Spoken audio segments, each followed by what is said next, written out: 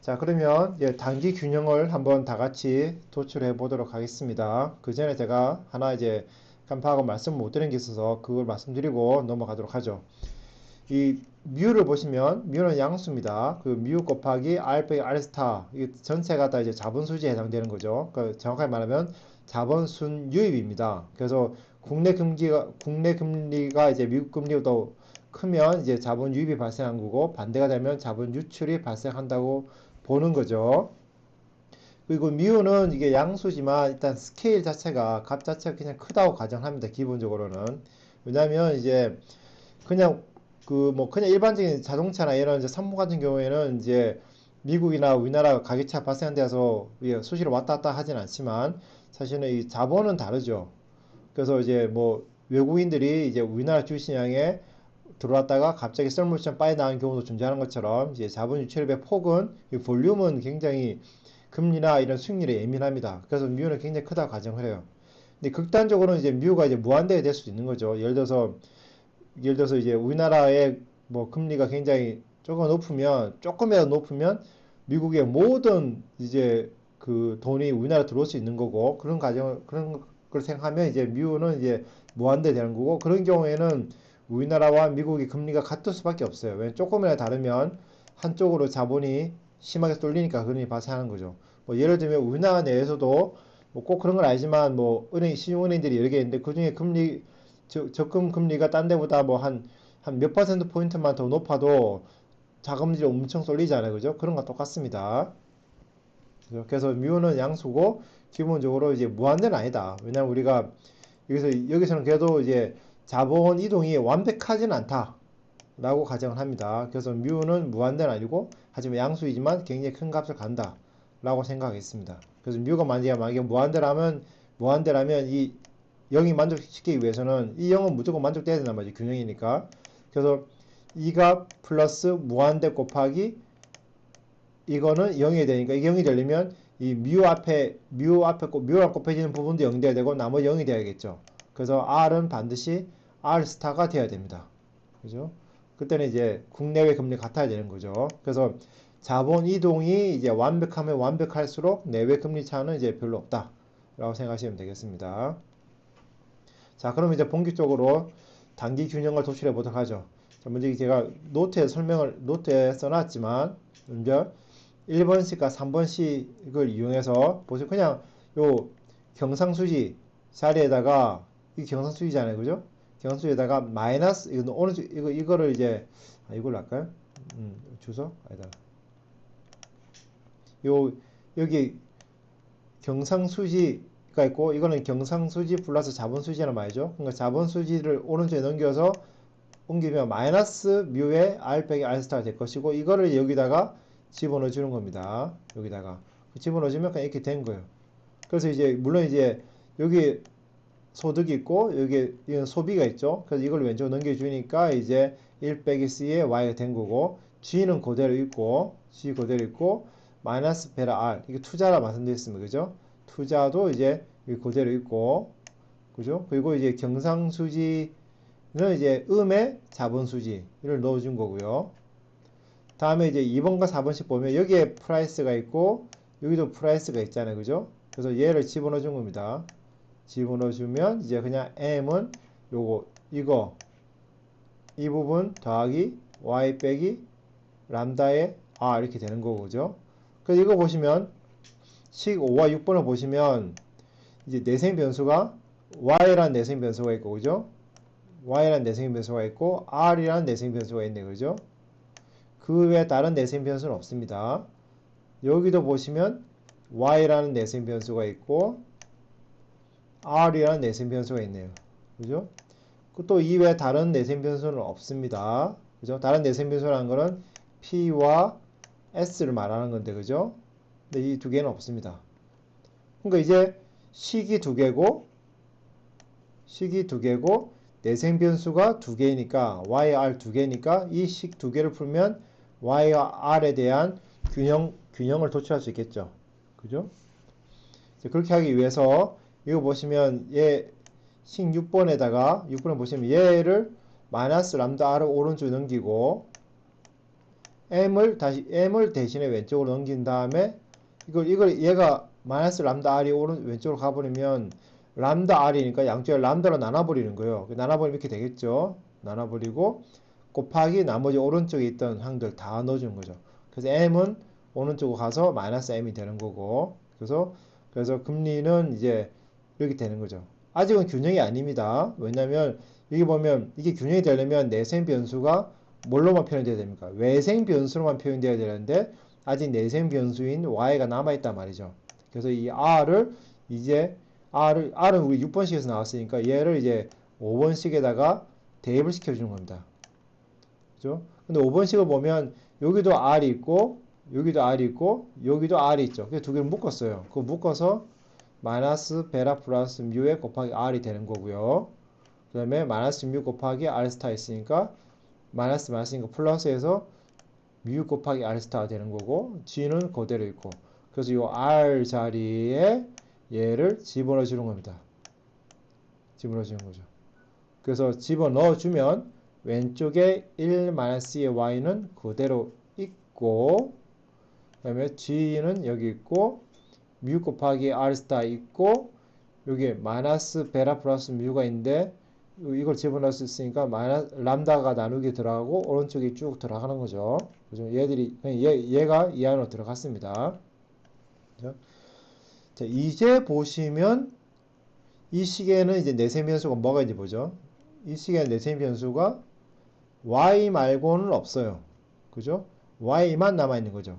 y만. 그죠? 그래서 여기에 y가 있고 또 어디 y가 있습니까? 여기에 y가 있네. 그죠? 그러면 y를 다 왼쪽으로 넘겨서 y를 묶어준 겁니다. 그래서 y를 묶어주고 넘겨주면 1-1은 원래 있던 거고 얘가 이제 이 부분이 오른쪽 왼쪽 넘어가면 여기 원래 마이너스가 있었지만 왼쪽 넘어가면서 플러스가 되고 이렇게 남는 거죠.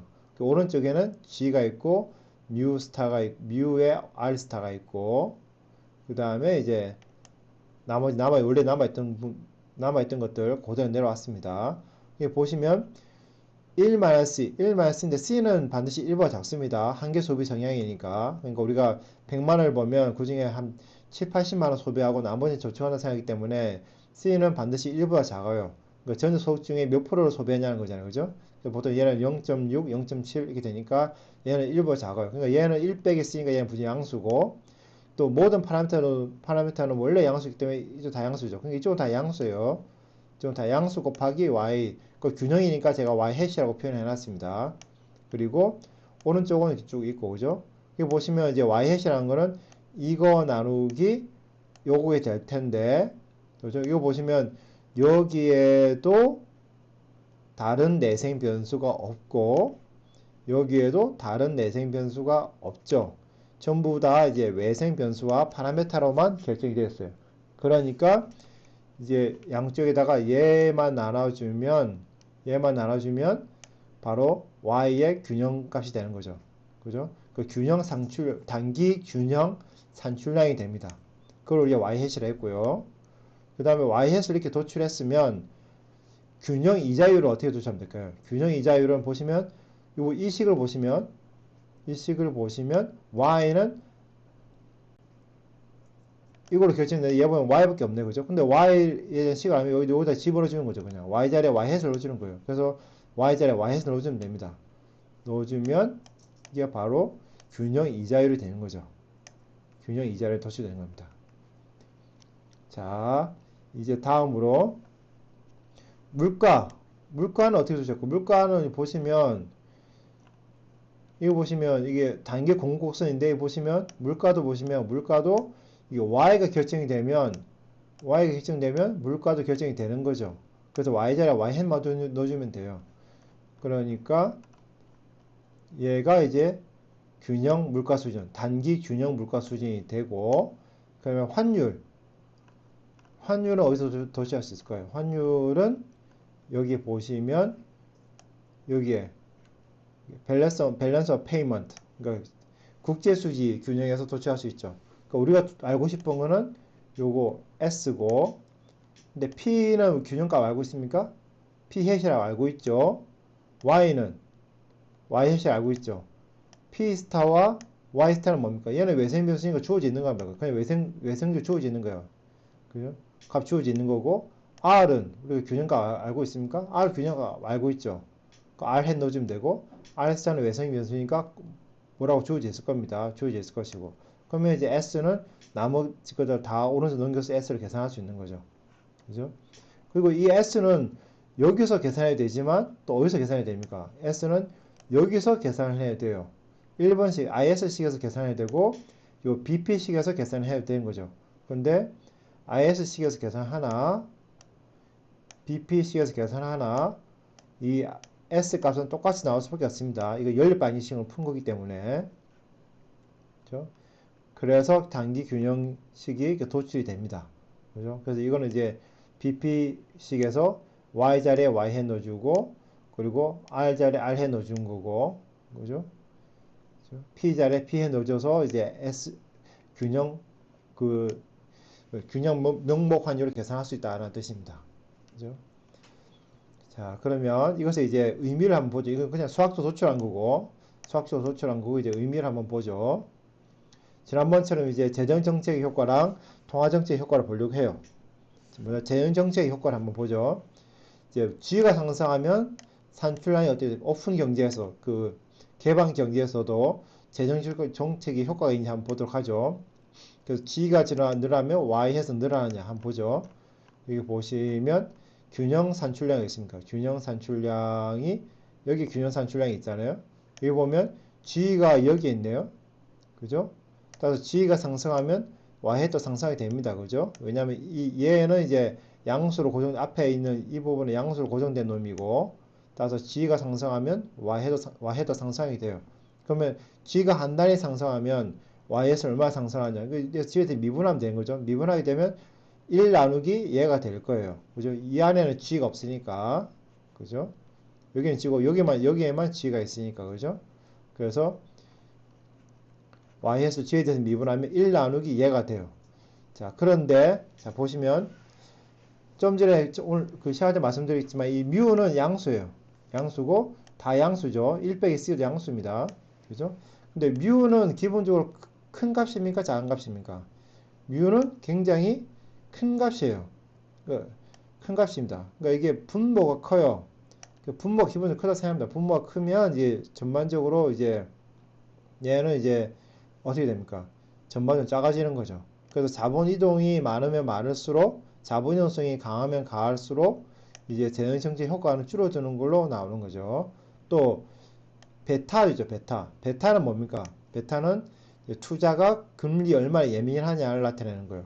그래서 이제 투자가 금리에 예민할수록, 그러니까 다시 말하면 이게 투자가 이제 금리가 상승했을 때, 투자가 심하게 줄어들수록, 금리가 상승했을 때 투자가 많이 줄면 줄수록 어떻게 되는가? 줄수록 이게 재정정책 효과는 적어지는 걸로 나오는 거죠. 그죠? 이 부분은 이해하기 간단합니다. 그죠?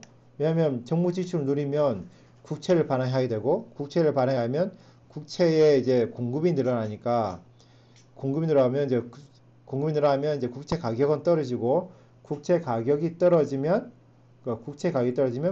금리는 상승하는 거죠. 근데 금리가 조금만 상승해도 투자가 확 주니까 그만큼 이제 경기 부양 효과는 줄어드는 거예요. 그죠? 그 다음에 이 뮤는 왜 그러겠습니까? 뮤는 우리나라 금리가 상승하게 되면 금리가 조금만 상승해도 자본이 엄청나게 유입이 돼요. 그러니까 달러가 우리나라 많이 들어오는 거죠. 그럼 달러가 많이 들어오면 달러의 가격은 어떻게 됩니까? 달러의 가격은 떨어지는 거죠. 달러 가격이 명목 환율이 떨어져요. 명목 환율이 떨어지면 실질 환율도 떨어지죠. 실질 환율이라는 게 뭡니까? 한마디로 지난해 말씀드렸듯이 실질 환율이란 아이폰의 가격이에요. 아이폰의 가격이 떨어져요. 아이폰의 가격이 떨어지면 갤럭시가 수출이 잘 되겠습니까? 안 되겠습니까? 수출이 잘 안 되겠죠. 그러니까 경상수지가 악화가 돼요. 경상수지가 악화가 되니까 당연히 경기 부양 효과가 또 줄어드는 거예요. 그죠? 그러니까 이 모형에 의하면 ISLNBP 모형에 의하면 재정정책 효과가 있는 건 맞지만 그 크기는 그냥 일률적으로 결정된 게 아니라 그때 경제가 어떤 상태냐에 따라 다른 거예요. 그러니까 베타가 큰 경제인 거냐, 또는 뮤가 큰 경제냐에 따라 다른 거죠.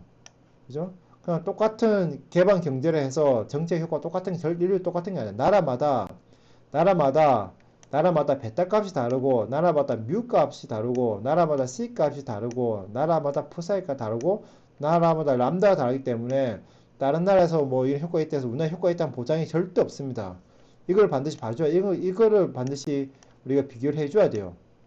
환경 소비 성향이 얼마고 투자가 얼마나 금리에 예민한 국가냐 또 이게 환율이 얼마나 이제 이 금리에 예민한 거냐 그죠? 그 다음에 사람들이 이제 통화에 대한 수요도 이제 얼마나 금리 예민하냐. 그리고 물가가 얼마나 이제 플렉서블 하냐에도 달려있는 거죠. 그죠? 자, 다음으로 이제 금리에 미치는 영향. 당연히 금리에 상승합니다. 그죠? 재정 지출을 늘리면. 그죠? 여기 보시면 금리는 여기서 결정이 되는데. 그죠? G가 늘어나면 Y 해시 늘어나고 Y 해시 늘어가면 R 해시 늘을 수밖에 없는 거죠. 그래서 이제 R 해시 늡니다. R 해시 늘고 그래서 금리는 상승하는 거고 그 다음에 물가도 여기서 나오는 거죠. 물가는 어떻게 됩니까? Y 해시 증가하면 물가 상승하게 되었어요. 그래서 균형 물가도 상승하는 걸로 나오고 그 다음에 또 이제 환율 어떻게 볼까? 환율 여기 있잖아요. 그죠?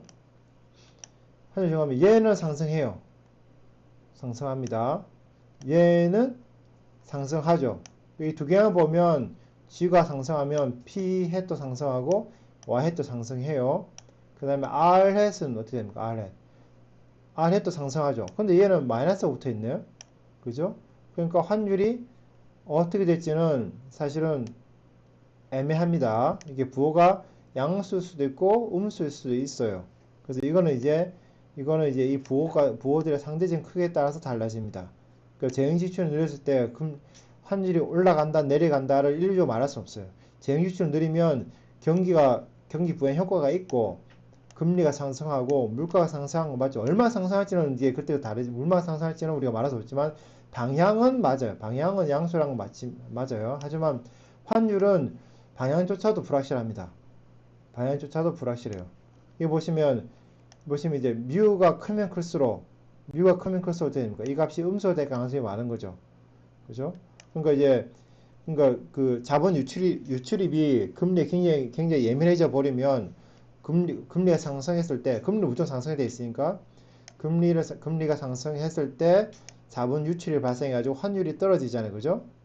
환율이 떨어지겠죠. 그러니까 이게 음수란 뜻이에요. 그 되면. 그죠? 사실 음수일 가능성이 많은 거죠. 여기서는. 이게 P나 뭐 푸사이가 클 수는 있지만 그래도 뮤보다 크긴 힘들어요. 그래서 기본적으로 음수라고 생각하셔도 됩니다. 수학적으로는 어선트를 하지만 예. 자, 다음으로 통화정책을 한번 보도록 하죠. 통화정책은 좀 쉬었다 하겠습니다.